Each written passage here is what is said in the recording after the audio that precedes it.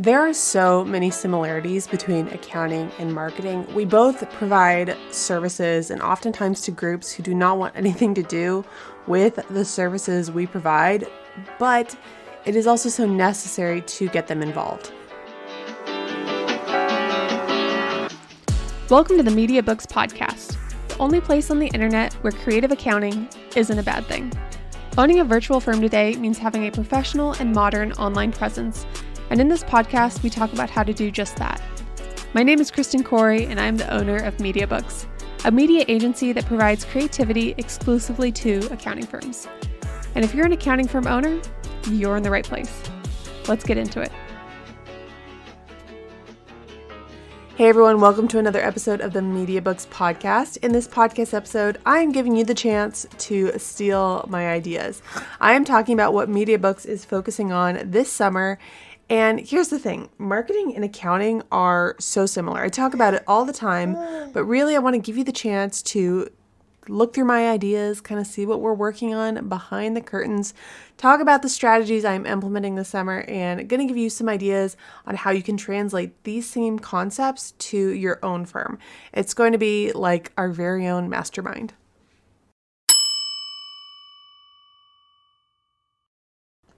But first, let's get into a few news articles. The first one is from Marketing Brew, and it talks about the rise of the microinfluencer creator trends taking over 2023. Now, I'm sure you've heard of being an influencer on social media, but microinfluencers are essentially influencers, but they have a smaller audience. They don't have 1 million or even 100,000 subscribers. Think probably 50 to 30,000 or less, sometimes as few as 1,000 people in their community. Micro-influencers can be really helpful for businesses like yours because they have a specific audience that they are very likely targeting.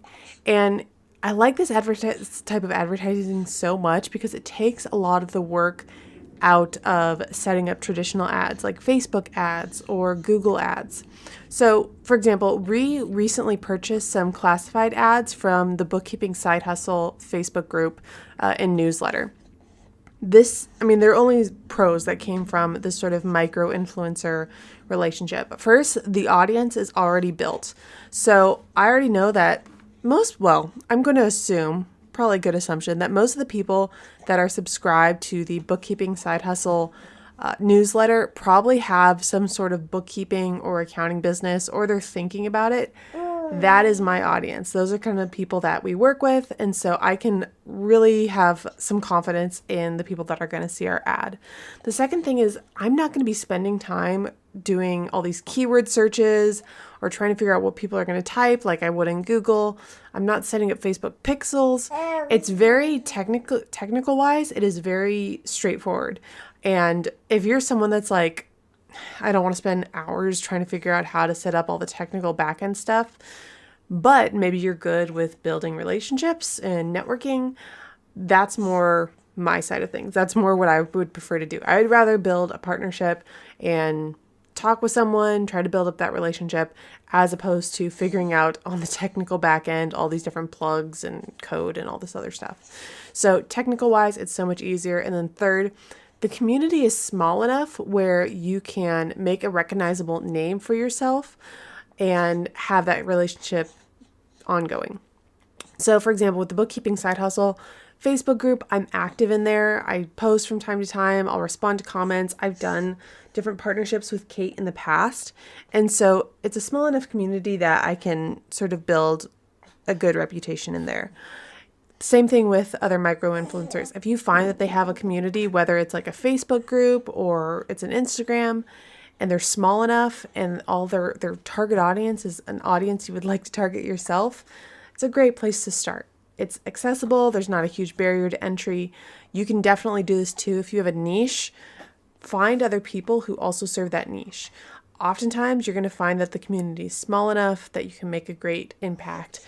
And honestly, it can be so much more cheaper than Facebook or Google or any of the other options out there.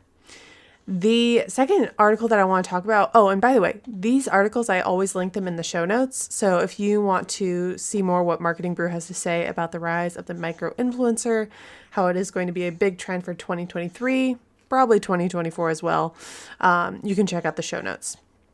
Next article is from Social Media Today.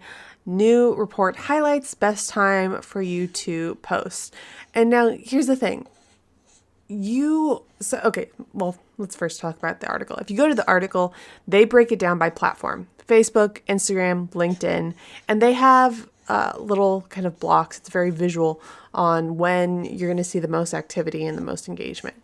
Typically, for most platforms, that is going to be from 9 a.m. till 12 p.m. And so that's, morning, early noon, Monday through Friday, typically when people get to work and they realize what they have to do and then they want to zone out. It's going to be your best time to post. And in an earlier podcast episode, it was episode 206, I talked about set it and forget it marketing. And the whole idea was to take your marketing assets and really consider what is the short shelf life versus what's going to get you a return on your investment long term. That helps with not only just getting a bigger investment, but also kind of trying to save you time and focusing on what capacity you have.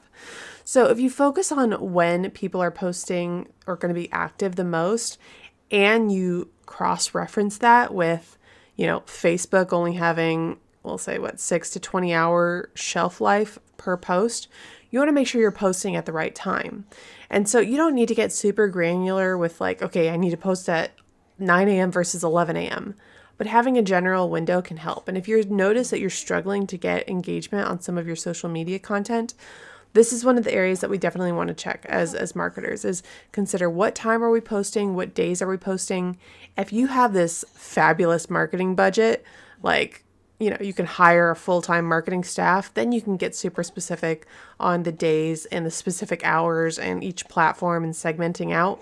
But if you're a one-person team or you have a CMO that you outsource, you can generally just look at kind of what's the good window to post, kind of get a good general idea.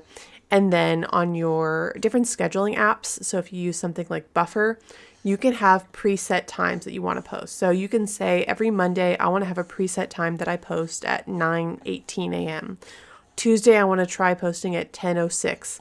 Wednesday, and then you can set that all up. So when you do upload your posts into something like Buffer, it's already all set. You don't even have to think about it. But just having this information in mind when you're putting together those settings can help a lot.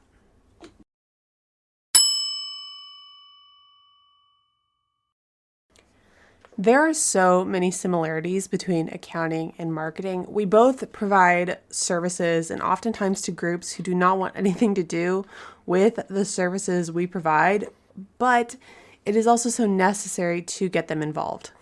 So in this podcast episode, really, I want to talk about some of these ideas, and I want to start off with one of the ones that can maybe help you get your audience a little bit more involved in your marketing. I feel like I have to do a disclaimer for every podcast episode, but this is just kind of new mom life now. If you hear squeaking in the background, that is a 3.5-month-old that we are also entertaining while recording a podcast, and this is just life now. So please just find the squeaking cute and not distracting. Anyways, the first area that I want to talk about, an idea that we're doing for the summer, is really focusing on simplifying our services, our offerings, and addressing pain points. Now, of course, addressing pain points, that's usually how you build services, but wanting to focus in more on, okay, with this service offering, is there anything that's causing friction between making this an even more successful relationship? How can we really wow our clients or do something that no one else has even thought of before? And one of our service offerings is website templates. And I know this is going to sound like a sales pitch, and I'm not going to just talk about our services the entire podcast episode. At the end of each section, I'm going to talk about how you can specifically implement something like this to your own accounting firm. So hang in there. Website templates. Some feedback that we get with these is that there's concern over how to use Squarespace, or it feels like it's a little bit too complex, completely out of the realm of what you our clients usually use day to day.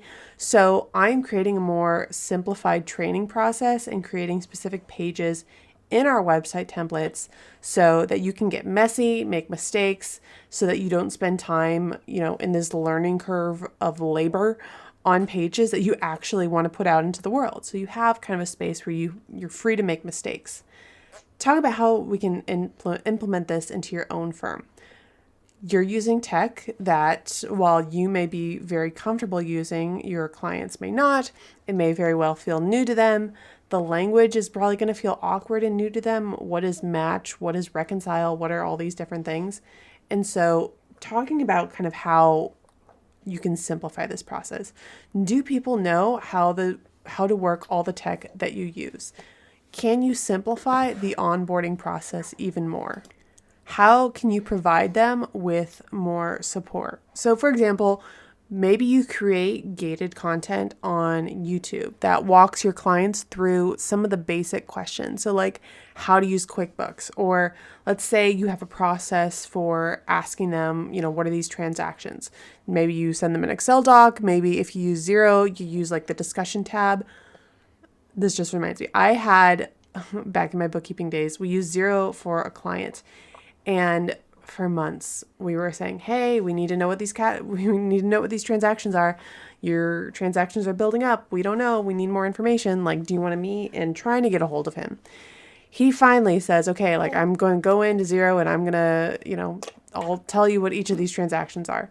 And he goes to the discussion tab and he types them all out.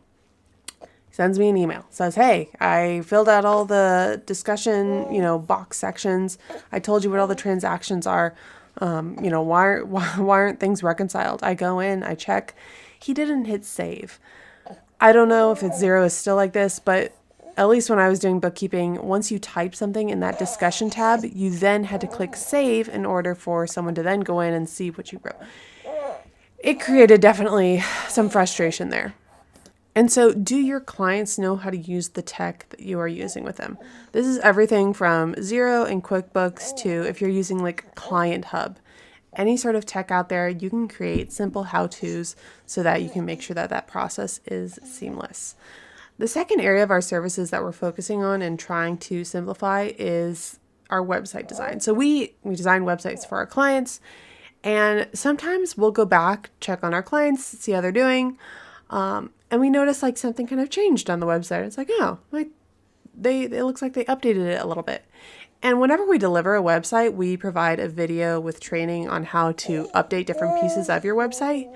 But, if you're not a web designer, sometimes things get lost or there's a learning curve. And again, having to do that with your website that's already public and out there, you don't want to be making all these mistakes. So we've started a website maintenance support plan. And really, it's very cheap, $60 a month. It gets them some, website maintenance and some other little freebies.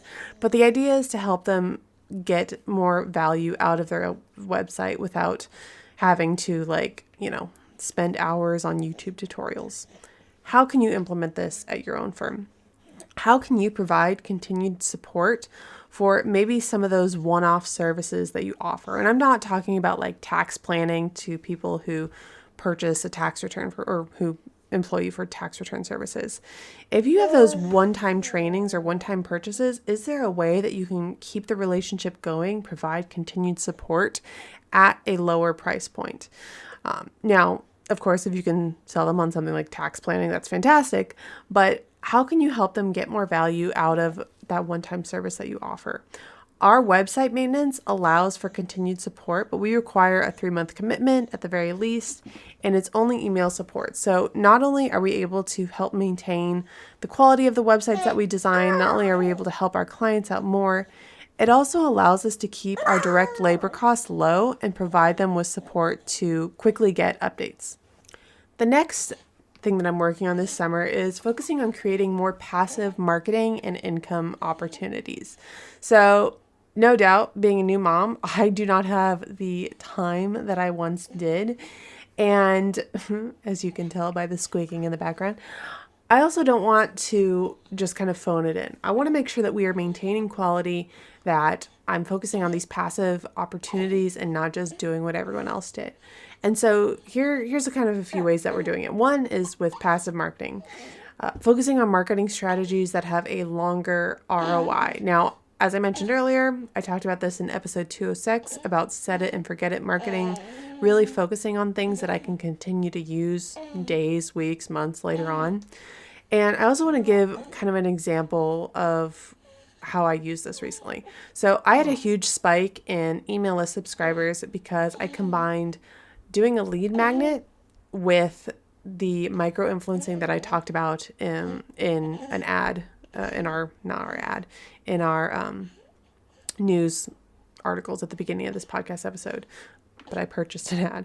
So combining a lead magnet with a micro-influencer ad, we got a huge spike in email list subscribers. Now, this is something that you can do. This is a way that I got a little bit of return on my investment from creating an ad. I can continue to email those subscribers and continue to market them and kind of allow that relationship to slowly build over time. Again, I can still continue to use this lead magnet too. I can continue to promote it. I can continue to have it on my website. But these are kind of the passive marketing ways that I'm trying to save myself time. Overall, I spent maybe an hour to put this lead magnet together and to set up the ad with the Bookkeeping Side Hustle Facebook group. Compare that to how long it takes me to write social media posts and create the graphics and schedule the content. It's so much quicker, and I got such a higher return on my investment there. So focusing on passive marketing and then also focusing on passive income. The thing about passive income is it seems so overdone. So many people seem to be selling something on Etsy or kind of just throwing something together and putting it out there. And I want to make sure that we maintain quality with whatever we put out there, because oftentimes this is going to be the first sort of introduction that people have to what it's like to work with us. And when it comes to marketing, I mean, it's very similar to accounting. As I mentioned at the beginning of this episode, we have a lot of similarities. And one thing is that our work is very labor heavy. So much of what we do is going to directly correlate to that direct labor. Having sort of a buffer with passive income allows me some flexibility when I want to focus on some research projects, figure out, hey, we've never done this. Let's spend some time making mistakes and figure out how to get this right. It allows me some time to hire someone that doesn't necessarily do direct revenue generating activities. It allows me time to build up our emergency savings. And so, focusing kind of on this other separate piece with passive income and the new opportunities that it can build is going to be super helpful to us for this summer. Now, when it comes to figuring out what sort of passive income avenues I wanted to go down, I was looking for something that addressed pain points, obviously, but I also wanted something that would support the goals of our other services, so primarily web design. Focusing on lead magnets has been a big passive income item for us, and they support our web design projects. So they can be implemented quickly, both on our end, we can put them together fairly simply, just because of our background with writing this sort of content, and then also using Canva, which is what we use to deliver the templates. They're easy to use for both us and our clients. Typically, the clients and the people that find us that are listening to the podcast, that, interact with us online, you guys are familiar with Canva, you're familiar with all the tech that we use. So there isn't a lot of, hey, this is how you have to use the lead template. You generally know. And then third, it relates to our overall message of creativity, supporting web design. Lead magnets are an excellent way or an excellent item to put on your website as like a pop-up or a little bit of value add for collecting email addresses, and they're accounting obsessed. So it kind of it encompasses everything we want, and they're great for not only our own clients that we work with on a monthly basis, but also people that aren't our, month-to-month clients or even web design clients. If you visit our website once, you can kind of get some use out of the lead magnets. How can you implement this at your own accounting firm? So you're a wizard. That's so lame. You're a wizard. You're an expert with Excel. You know how to use Excel. I'm sure you have calculators that you've put together and spreadsheets. Is there something that you can design that not only your clients would find helpful, but people that you don't work with on a month-to-month basis? Is there a way that you can advertise this, market this, and sell the template? So for example, one issue that I don't care what sort of business niche Facebook group you're in, everyone struggles with pricing. Could you put together a calculator that is super simple, easy to read, with all the formulas and equations in there on how to put together a price? Have the directions, say, hey, you want to figure out a price for your widgets. This is where you put the number for raw materials. This is where you put the number for direct labor. Here's where you put your fixed expenses, all the different items. I'm like blanking on what's fixed. Variable expenses. This is where you put everything. And out is going to come a price that we recommend. You can have like a disclaimer saying, this is going to change from industry to another or what state, depending on sales tax and all these other things. But you can put something together like that people are going to find super helpful. You can do it at a fairly low price point, and it's a great sort of item you can have on your website for some passive income.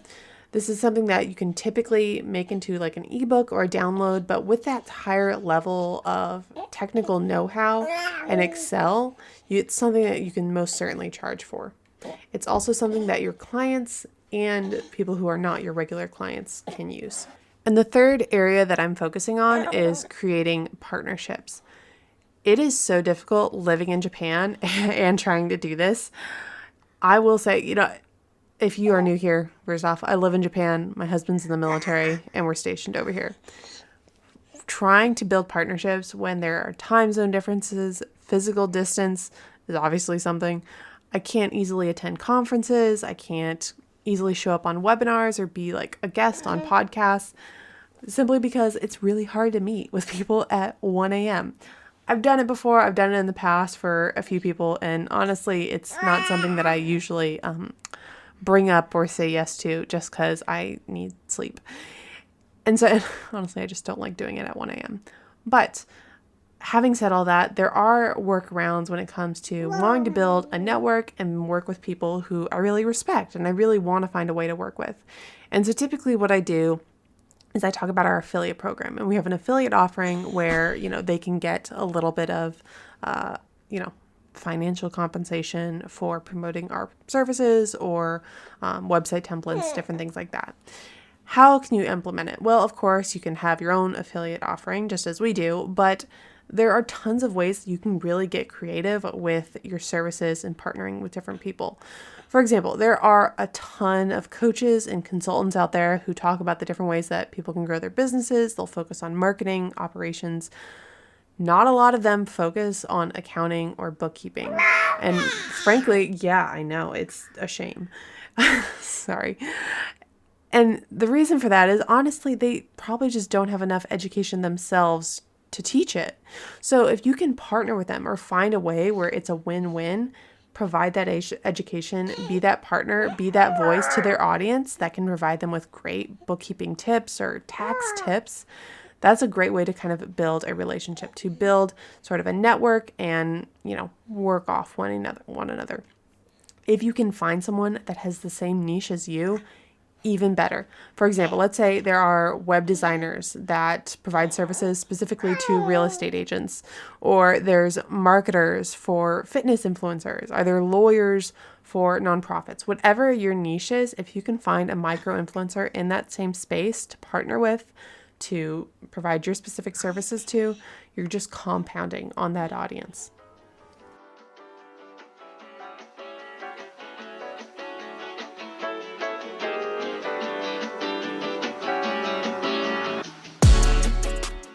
Everyone likes to talk about passive income, but what about passive marketing? Specifically, lead magnets. Lead magnets are an excellent way to grow your email list. Add one to your website and watch your email list grow over time. It is set it and forget it marketing. Visit our lead magnets library where you can purchase lead magnets for everything from reading a balance sheet and income statement to sales tax 101. Add your brand colors, hit publish, watch your email list grow. Visit MediaBooksAgency.com, and under our resources tab, you will find our lead magnets library where you can get started today. MediaBooks, the only place on the internet where creative accounting isn't a bad thing.